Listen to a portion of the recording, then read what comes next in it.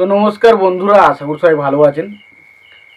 তো বন্ধুরা, এখন আমি যে বিষয়টা নিয়ে কথা বলবো, তো আজকে প্রিয়তমা ছবিটার তো 2 বছর কমপ্লিট হলো এবং আমরা রিসেন্ট টাইমে জানতে পারলাম যে হিমেল আশরফ, মানে প্রিয়তমা ছবির যে পরিচালক হিমেল আশরফ, তার সাথে নাকি তার একটা সিনেমা আসতে চলেছে।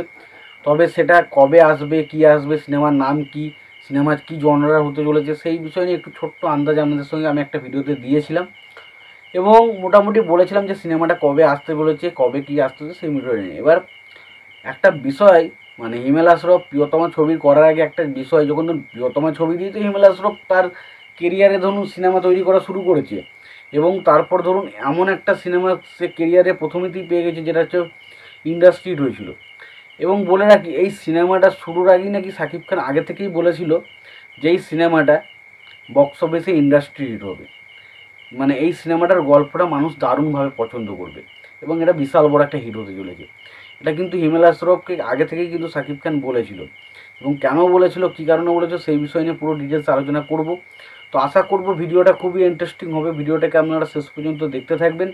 এবং যদি আপনারা আমার চ্যানেলে নতুন হয়ে থাকেন, অবশ্যই আপনারা আমার চ্যানেলটা সাবস্ক্রাইব করে নিয়ে পাশে বেল আইকনটা অবশ্যই প্রেস করে দেবেন। তো অ্যাকচুয়ালি হিমেল আশরফ বলেছেন যে তিনি যখন এই গল্পটা আমাকে থেকে শুনেছিলেন, তো তখন গল্পটা শুনে তিনি বলেছেন এই ছবিটা বক্স অফিসে বিশাল বড় একটা হিট হতে চলেছে। এবং তখন আমি হয়তো কিছু বুঝতে পারিনি, কিন্তু পরবর্তী সময় যখন সিনেমাটা রিলিজ করে আমি বুঝতে পারি যে সিনেমাটা কত বড় একটা হিট হবে। এবং তখন থেকে বুঝলাম যে একটা মানুষ এত বছর ধরে সিনেমা করছে, কোন সিনেমা মানুষের পছন্দ ধরে, কোন সিনেমার মধ্যে কোনটা কী ভালো লাগতে পারে, সেই মানুষের মধ্যে একটা অভিজ্ঞতা তো অবশ্যই রয়েছে, যেটা আমরা শাকিব খানকে থেকে বুঝতে পারলাম। এবং তার পাশে তিনি এটাও বলেছেন যে আজকে তিনি তার যে সিনেমার প্রতি ভালোবাসা, বাংলা সিনেমার প্রতি ভালোবাসা, তার ডেডিকেশন, সেগুলো বারবার আমাকে মুগ্ধ করেছে। এবং একটা জিনিস পরিষ্কার যে তার এই সততা, তার এই ভালোবাসাই কিন্তু তাকে আজকে এত বড় একটা ফ্যান বেস তৈরি করে দিতে সক্ষম হয়েছে।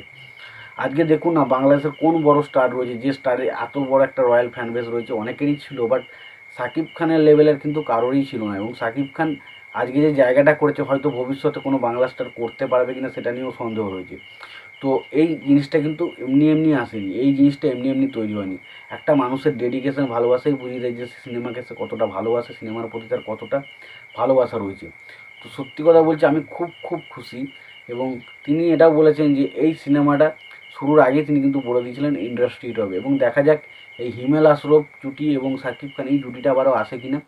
তাদের পরবর্তী সময় রাজকুমার সিনেমাটা ভালো ছিল, কিন্তু বক্স অফিসে সেইভাবে চলেনি।